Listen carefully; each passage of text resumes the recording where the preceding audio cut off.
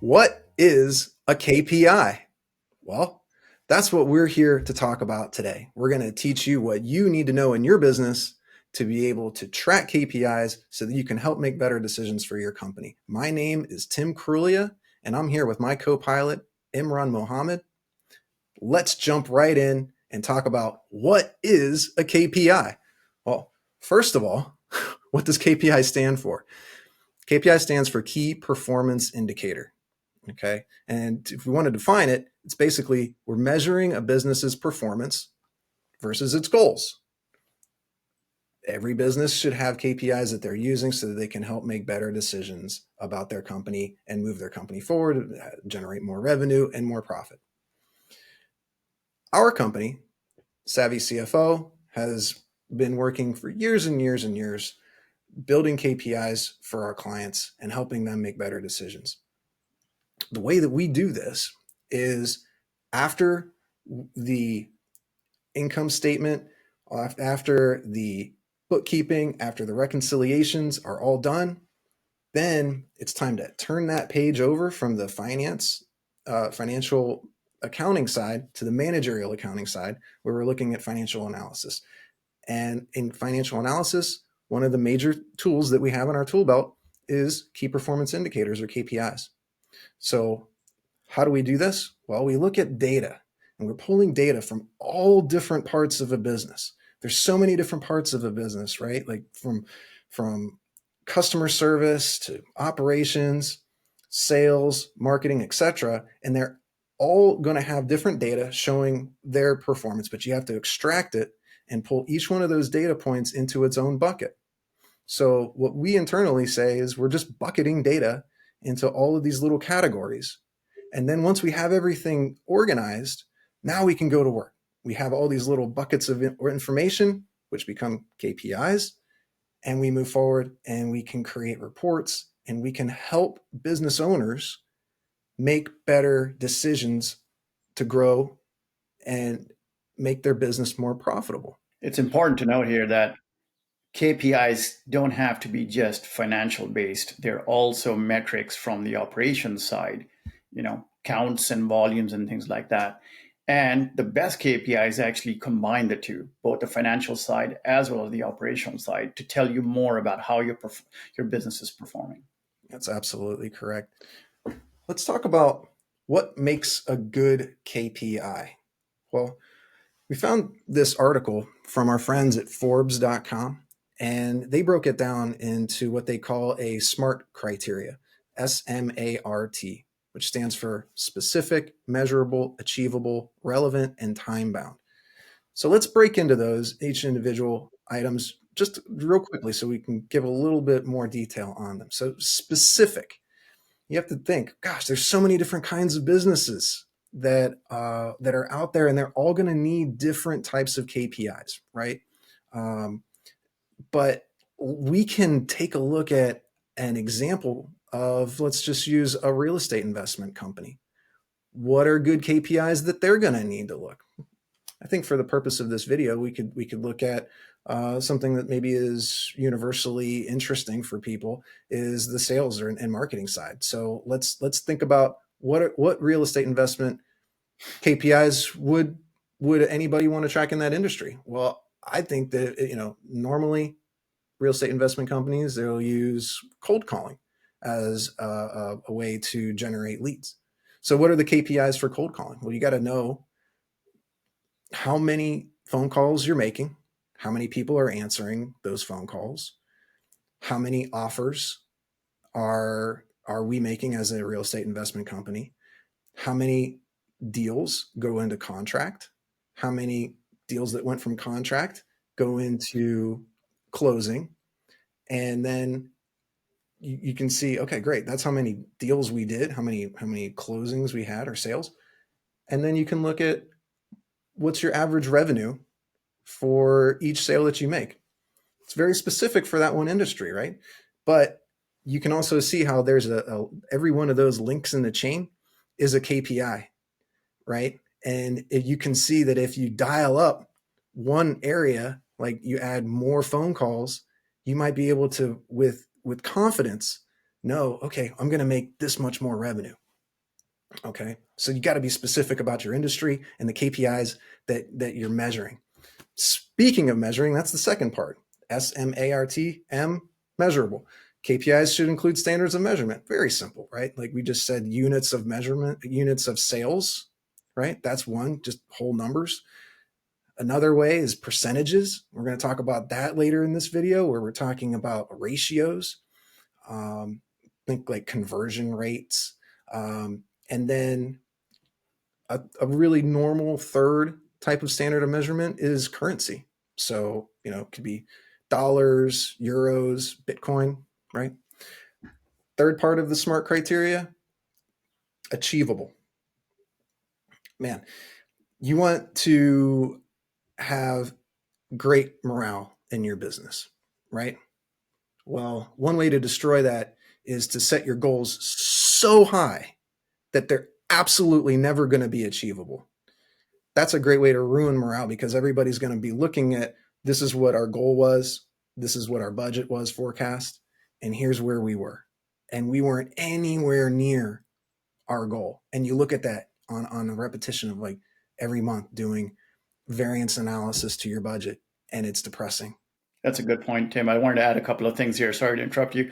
So, the important thing about setting achievable goals is the fact that you have to know what goals are actually achievable, depending on where you are in the business. So, at the beginning of the business, you may not have enough time to measure what your key performance is. So, you have to set those in place, which is that step you were talking about, creating measurables. So, once you've got some measurable key performance and you start tracking them, then you can figure out what's a realistic goal to set where you can take those specific indicators through, right? And so once you set that target, now you're getting towards that. A simple example is, if it's your day one and you've never done a push-up in your life, and you set it at 1,000 push-ups as your goal for the day, you're going to be pretty demoralized when you don't achieve that. So you got to set it short and simple and achievable, and then go from there and then build from there. Right. And you can know how to set what is an achievable goal. Well, look at the first bullet point, specific. Take a look at your history. You can see how many cold calls you've been making, how many deals you've been making. You already know where your range is and what you can achieve. Obviously, yeah, set goals that are tough to reach so that you're growing your business. But the opposite is true with unachievable goals. With achievable goals, is that if you hit your goals and or you exceed your goals, that's going to have a fantastic impact on the company's morale. So the fourth part of the SMART criteria is relevant. So remember on the specific where we were talking about a real estate investment company, and they have their specific KPIs of cold calling and deals that they went into contract with, deals that they closed, average revenue per deal. Okay, well, those are relevant for a real estate investment company, but companies that are in the software industry or e-commerce, they're irrelevant, right? For them, it's more interesting for them to look at return on ad spend or churn rates or retention rates for their customers that are on a subscription program. And the fifth part of the SMART criteria is time bound. Basically, there's two parts. Number one is establishing a routine. So you need to make sure that you're looking, okay, I'm going to have these KPIs measured and reported and reviewed on a weekly basis or a monthly basis or a quarterly basis or annual basis, right? The second part to that time bound is you need to make sure that there are deadlines. So when you're setting goals, you know that, okay, I've got to reach this specific KPI by this specific time, or we're not going to be able to get to the next KPI and we're not going to continue to be able to build. This next section that we're going to talk about is going to be important for not only large companies or medium-sized companies, but also small-sized companies too. Really, these KPIs are just the very basics. We could even call them macro KPIs, where every company needs to know these numbers. Doesn't matter what kind of company it is, what industry, how big or small. Okay, so let's just walk through some of the basics. Sales. Okay, you need to know the order intake. Order intake is just another way to say how many sales did you have for each type of product or service that you sell. How many refunds came in for those products? Okay, for marketing, you need to know how much you're spending on your marketing, and you need to know how much revenue is coming in from those marketing activities. Okay, and you can measure that in what's called ROI, or return on investment. Your financials, you absolutely have to know your income statement numbers of revenue, your variable cost, your fixed cost, and the profit. You can't, you're flying blind without knowing your financials. And cash is very important. Cash is king, right? You need to know how much liquid cash you have and how much cash you basically need. So that's the cash management component, where, okay, if the company is not doing well for a while, you're capitalized for that. You need to also look at the member draws. Okay, like I've seen where companies might have a business's owner that pulls too many member draws out of the business, and now the business doesn't have enough operating capital to do its normal daily function. Okay, you need to make sure that you're managing that properly. Okay, so these are a great start if you're trying to get the very basics and you own a small business. These are a perfect start for you on just knowing, okay, I'm gonna get these KPIs. I'm gonna start here, and if you do, you're off to a great start. We're gonna pull in some examples. Okay, we were looking at and talking about real estate investment companies a moment ago. Now let's talk about e-commerce businesses. It's becoming very popular, and let's just take a look at two side by side charts that are actually saying the same thing. Okay, on the left side, it's the new orders monthly.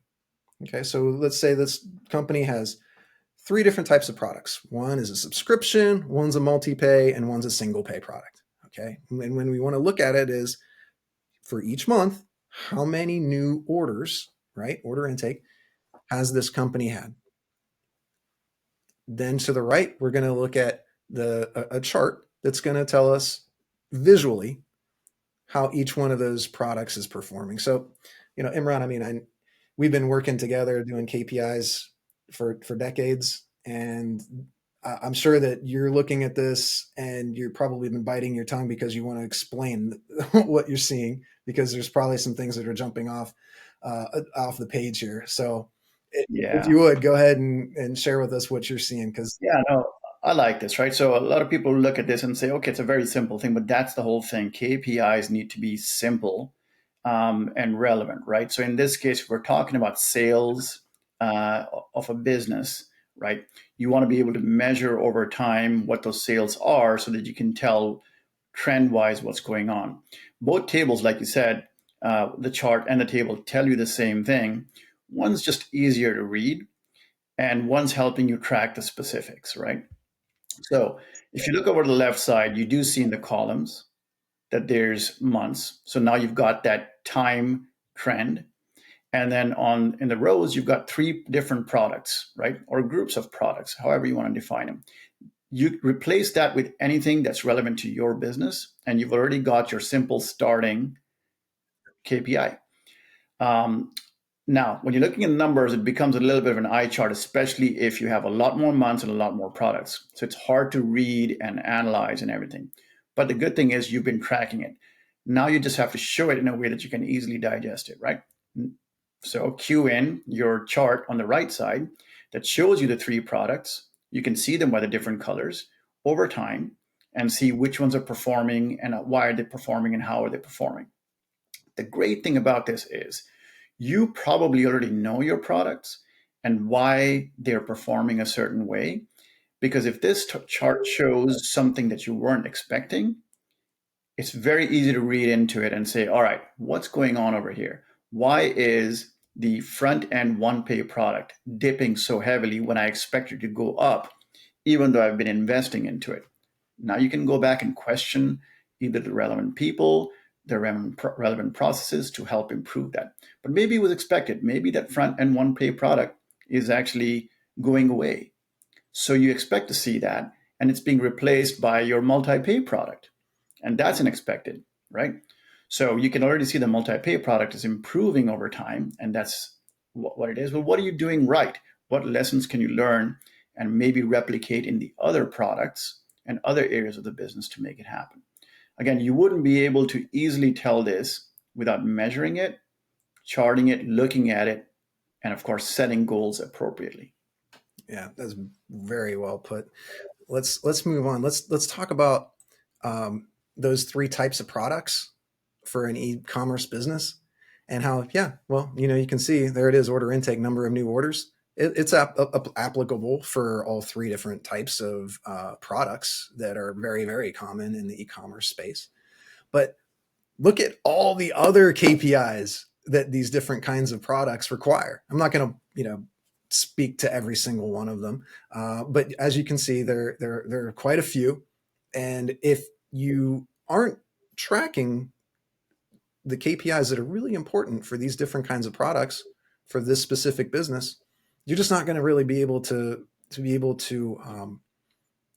make the best decisions for your business, timely decisions for your business that are going to make an impact. Okay, cool. So let's continue. We were just talking about a trend. Okay, KPIs that show us trends. Let's talk about KPIs as a ratio. So instead of just a single KPI or a single data point that's in its own bucket, let's take a look at two different data points, two different KPIs, right, that are in separate buckets and do division, right, to be able to see how are they acting in relationship to the other one. Okay, these type of metrics are used all the time. It's really the other major type of KPI that we use internally. So let's just walk through a couple examples again. E-commerce business. This KPI we're going to talk about is return on ad spend. It's commonly phrased as ROAS. So first question, how much money did you spend on YouTube to sell product A last month? Let's just say for this example, it's $1,000. Okay. Now, how much money or how much revenue of a product A did you collect from YouTube sales last month? Let's just say it was $900. Okay. If you go look to the right, you can say YouTube return on ad spend. That's $900 of revenue divided by $1,000 of ad spend gives you a ROAS of a 90% or a 0.9. Okay. Let's do that again for Facebook. So ask the question, how much money did you spend on Facebook to sell product A last month? This saves $2,000. How much revenue of product A did you collect from Facebook last month? Let's say it's $4,200. Okay, so Facebook's return on ad spend is $4,200 of revenue divided by $2,000 of ad spend gives you a ROAS of 210% or a 2.1. Imran? Yeah, that's great, Tim. So same product, right? Two different, I guess, ads in different sources, and you're able to calculate exactly which one is yielding better results than the other. It's right there.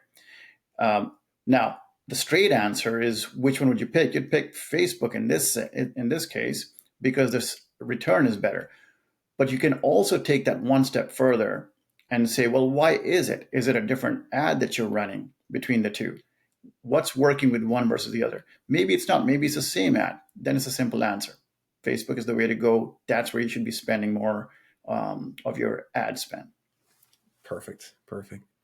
Yep. And let's keep continuing in the marketing for an e-commerce business for multiple different types of marketing. So, we were kind of just talking about maybe online social media in that case, Google, Facebook, um, or YouTube, I suppose.